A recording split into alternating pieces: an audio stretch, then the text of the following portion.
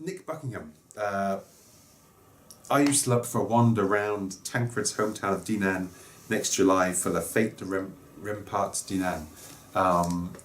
If I'm there, yes, absolutely, can't wait. I'm quite looking forward to that. Eduardo Albert asks, why write? What an open-ended question. Why write? Well, when I was growing up, our careers advisor at school was an old geography teacher who knew nothing about the world.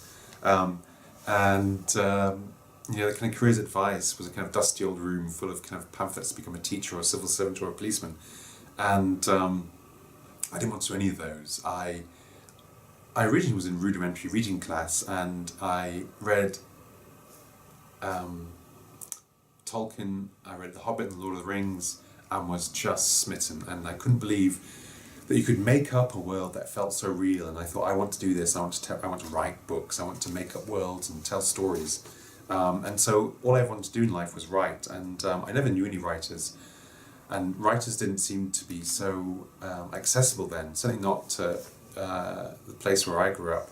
I went to a public school, which is the St. Peter's in York, which is the oldest school in England. And unfortunately, our only famous old boy was Guy Fawkes. And I kind of joke, it was a place for pig farmers, the sons of pig farmers and lawyers. And those are the people I grew up with. Great bunch, but none of them were kind of writers or readers, really. So I never met any writers. The only writers I ever heard were on Radio 4, and they always seemed to be kind of 39 when they got published. You seemed to spend years in the wilderness, poor, impoverished, and struggling, and so that's what I thought I would do.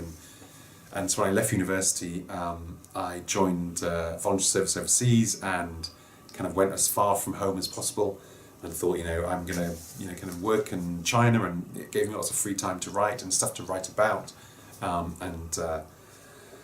And so, that I got lucky. So I write. So, I was 20. If my life's ambition was to get a book published, I found myself at 24 with a book published, and that was a really odd experience because, where do you go from there? I guess is one thing, but then also, having been published, you suddenly understand that actually getting a book published is not the problem. The problem is getting people to read your book, or to know your book is there. Or to write a book that's good enough that everyone knows it's there. My next ambition was to write better, and that has been my ambition ever since, is to write better stories and better books, and to keep enjoying what I do. So that's why I write. Monique Roffey. Hi Monique. Who was that sexy, intelligent authoress in your MA class at Lancaster who got a book deal the same year as you? And haven't you both done well? Yes, Monique, we have. And you've done very well indeed. And are we still friends? Yes, we are. And I'll see you in a couple of weeks for dinner. Nidal Nazar. Hi, Nidal. You spent a share of your time in interesting locations around the globe. Which would you say was most exciting, relaxing, frightening, enjoyable, bizarre, or boring? Boring? I think nowhere's boring. Kind of with food and good conversation. Life is good. Bizarre? I don't know about bizarre. Everywhere's bizarre. Hong Kong maybe is bizarre. Actually, where I live now is very bizarre. I live in Hong Kong in a kind of a place that was built originally as a holiday resort on one of the outlying islands from Hong Kong, and people realised actually you could live there and commute by ferry into Hong Kong Central, and so it's a place with no cars and only golf carts. And is a very strange place, very Stepford Wives. I love it. Good novel there. Enjoyable. Nadal, I met Nadal in New York, so I think New York maybe is one of the more interesting places, just a bar for every night of the year, and a good restaurant and good food. And I met my wife there, so very fond memories. Frightening. I think frightening was kind of bus journeys in China, in rural China. Especially in the mountains. I did a lot of kind of travelling around the Tibetan areas of China, which go from kind of Gansu province, Xinjiang, Sichuan, Yunnan, bus drivers were fairly rough lots. We had a kind of a stand-up fight once with a bus driver who was trying to rip off some other foreigners. And I remember once on a road kind of slick with mud, and these were kind of vertical drops of watching the kind of the bus skidding, and I was sitting by the window and looking down and just seeing us approaching this, huge drop. Terrifying. The other one maybe is Tiger Leaping Gorge. Everyone knows Tiger Leaping Gorge is this kind of kilometre deep gorge where the Yangtze River goes through mountains near Lijiang.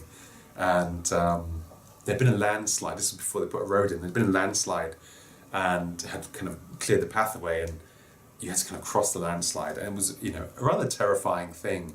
I was on my own, and I was listening to a cassette recording of The Hobbit, and it felt very like The Hobbit in the Misty Mountains. And I was crossing the landslide, and you could go kind of on the lower route or the upper route, and I met some people who'd said they almost died. Anyway, I took the higher route across the landslide, and it was all very fresh. And I remember standing on a rock, and, the mountains here are enormous, and this rock was probably the size of a bus. I mean, this rock was enormous. And I stepped on the rock that's the size of a bus, and the rock moved, and I was just terrified. I did think I was going to die. So that's the most frightening. I didn't. I'm still here. Relaxing. Relaxing. I don't know. I spent some time in Malawi with some friends there, and that was very nice. In Nicosia in Cyprus was very, very, very nice. Food and wine. If they got good food and good wine, I'm happy. The most exciting. I think maybe Lancaster when I was writing my first novel. My first kind of books are like girlfriends in many ways, and my first novel was kind of like falling in love for the first time. My second novel was kind of like the difficult girlfriend, and it took ages, and wasn't really sure why I'd started in the first place. Maybe one drunken night. So, there we go. Enough said. Is that all the questions? Let me think. What drew you to series?